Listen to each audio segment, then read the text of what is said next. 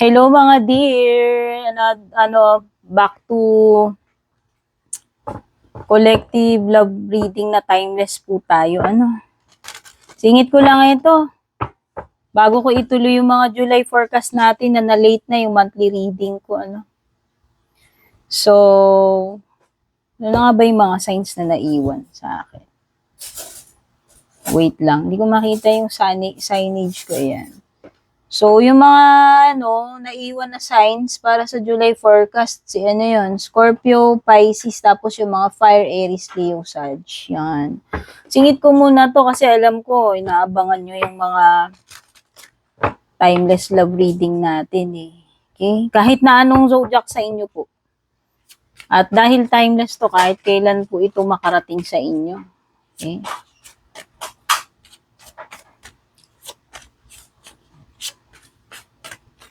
So, ito yung person on your mind. Timeless reading, collective. Pasensyaan nyo na po yung boses ko kasi nagbibinata po ako. Char.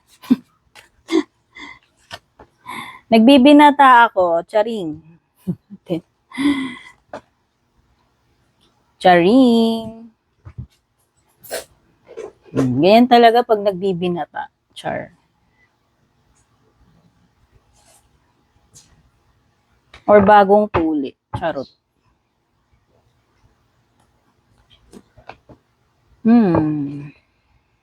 Nag-o-observe tong tao na to. May energy na nag-o-observe. May energy ng anticipation, waiting, observing. Pero, naka-up yung boundaries niya eh. Pwedeng nakadistansya to, pwedeng off limits kayo sa isa't isa, pero vigilant siya, observant, waiting, anticipating.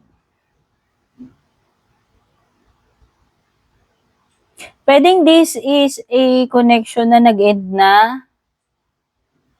Pwedeng walang communication, kinut off. Pwede rin nakipag-break na or nakipag-cool off.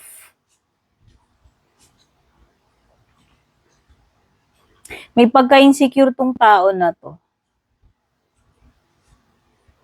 Nai-insecure ito. Baka may pinagseselosan or nai-insecure siya. Siguro alam niya na marami siyang pwedeng magiging kakumpetensya sa'yo, kaagaw, karibal. Siguro, wapo ka, maganda ka, attractive ka, ligawin. Or maraming nagkaagusto sa'yo. O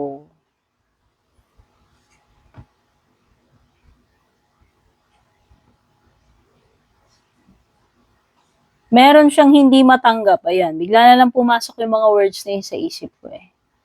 Kaya isisingit ko. Meron siyang hindi matanggap. Baka hindi niya matanggap kung ikaw ang nag-cut off dito. Ikaw ba nakipag-cool off? Ikaw ba nakipag-break ng block? Nag-restrict? Kasi meron siyang hindi matanggap eh. Or kung in-end mo na, pwedeng hindi niya matanggap na in-end mo na. Or pwedeng hindi niya, yun. It's either hindi niya matanggap na in-end mo na, para sa kanya siguro, it's not yet over. Nasaktan yung damdamin niya, yung pride niya, yung ego niya, siguro naunahan mo siya. Matagal din naging kayo, itong tao na to kasi may 10 of Pentacles yan. So, pwedeng, matagal din na naging relasyon ninyo.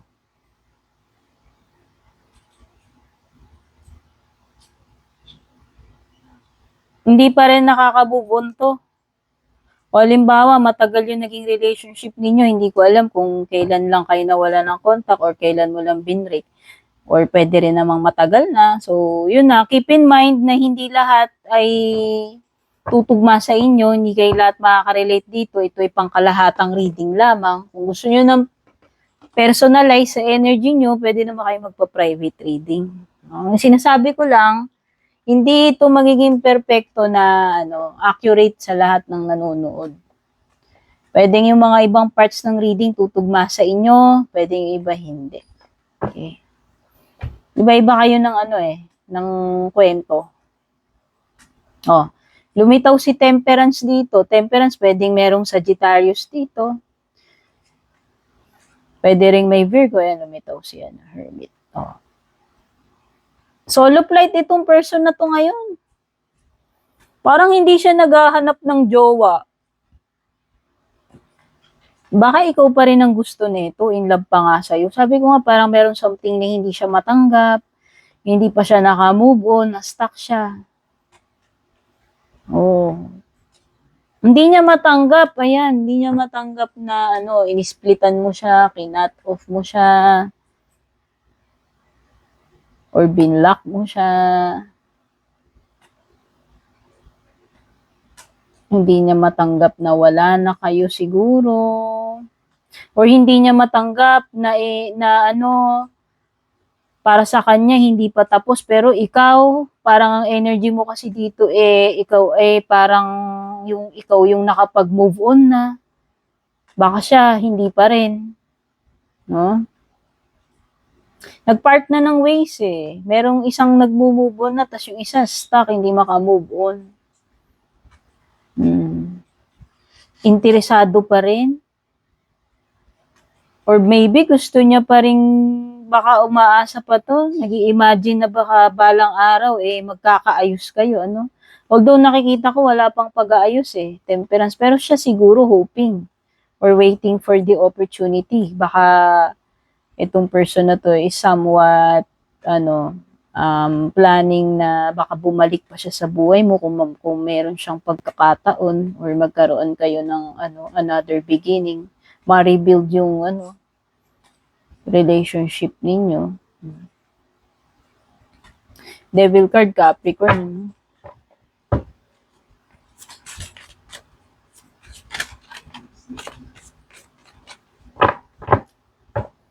By the way, nabanggit ko na rin lang, yung mga private reading, maraming salamat po sa mga suki ko. Ilang taon na, very loyal, hindi umaalis, bumabalik-balik. Ganon din sa mga loyal subscribers, members ko, hindi kayo umaalis sa subscription membership. Thank you. Sa mga loyal supporters, abangers, mga nagpapadala ng star, super thanks. Sa lahat ng mga nag-subscribe, follow, mga laging nagko-comment, nag-share, hindi nag-i-skip ng ads, lahat po yan ay malaking suporta po sa akin. At kung nagugustuhan nyo po yung mga items na suot-suot ko, ayan. Hindi ako nagtitinda niyan, pero sinishare ko kung saan po mabibili itong mga sinusuot ko na ito. Just in case lang na nagagandahan kayo, type nyo rin. Tignan nyo na lang dyan somewhere sa screen, sa description, or sa comment na. Mapapop yung mga product links dyan. Syempre, hindi ako maramot. I-share ko kung saan ko nabibili yan. Di ba?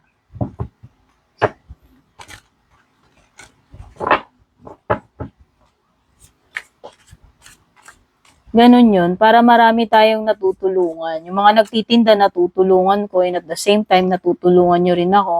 No? Diba? Natutulungan ko rin kayo, Char. Ano lang yan parang give and take. Code, parang ecosystem, Char. May tinuro sa atin sa science ng elementary tayo. Ewan ko, kukontakin ko muna yung teacher ko. Kalimutan ko na.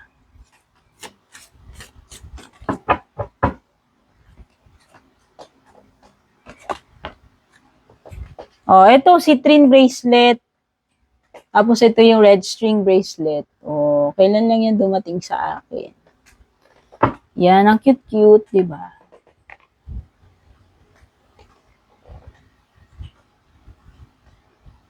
Search nyo yun. Meron akong content dun sa FB page ko. Ginawan ko ng reel yan Ano yung mga facts about red string bracelet and citrine. Yan. So far, yung pala naman yung nagagawa ko doon na something na related sa sinusuot ko.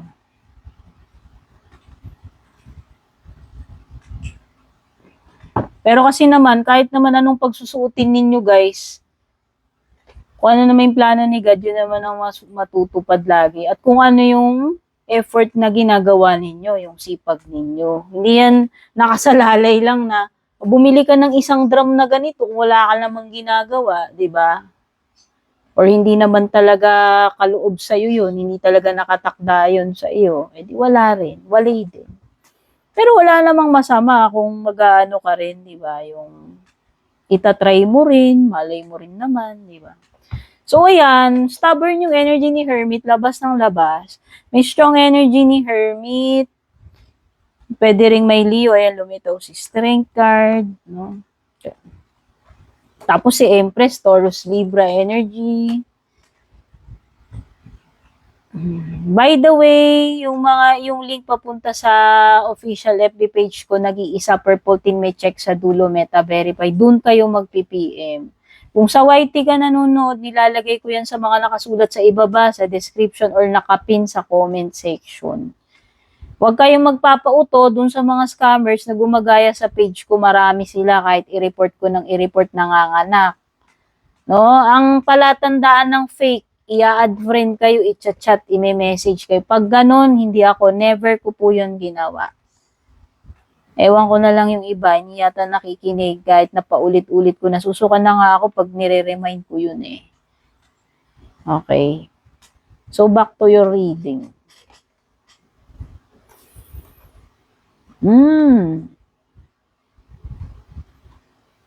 Alam mo, one day, bigla na lang magme-message sa itong tao na to. Hindi na rin niya kasi dito parang medyo nagpipigil pa siya, alam mo yun, nag-hold back siya ng feelings niya, emotions niya. But eventually, hindi rin to makakatiis. One day, kukontakin ka rin yan. Sign, hindi rin na rin niya mapipigilan yung nararamdaman niya. Okay? May iba pwedeng LDR. Meron siya mga gustong ma-confirm sa'yo. Gusto niya magkaroon ng clarity or closure siguro. Baka walang closure sa inyo. Alam mo, haunted itong person na to. Haunted by you. Haunted siya kasi hindi siya walang parang hindi nabigyan ng linaw, closure siguro. May mga question mark siya, may mga katanungan siya gustong masagot, no? Oo, pwedeng gusto niyang malaman kung ano ba talaga yung totoong nangyari, totoong story. Ano yung what you have to say, yung side mo, yung version mo ng story. Oo. Parang merong ganun eh. Or gusto niya ring i-redeem yung sarili niya kasi parang hindi siya napakinggan. Feeling niya, baka this person owes you an explanation. Pwedeng ganun eh. So, it's either yung unang binanggit ko or siya. No? Baka gusto niya mag-explain ng side niya. No? Gusto niya magkaroon ng chance to explain at i-prove, sabihin yung truth about sa side niya. Kung yung version niya of the story. Okay, kasi pwedeng hindi siya nabigyan ng chance na mag-explain.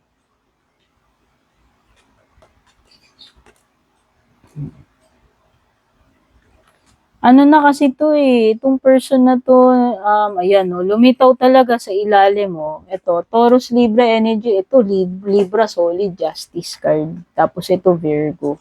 Daming majors. Oo, ayan o. Si Libra kasi is about truth, justice. Meron siyang mga gustong i-clarify, i-explain, malaman, i-justify. Gusto niya malaman mo na hindi dahil sa wala siyang pakialam. Meron siyang pakialam sa'yo, actually. Oh. Pwedeng may feelings pa rin to, pwedeng gusto ka pa rin niya, hindi nga siya nakaka-move on pa eh. Oh. May care pa itong person na ito sa'yo. Okay? So, hindi ko na po pahabain. Kita-kits na lang po uli sa susunod. Love you all. Babush!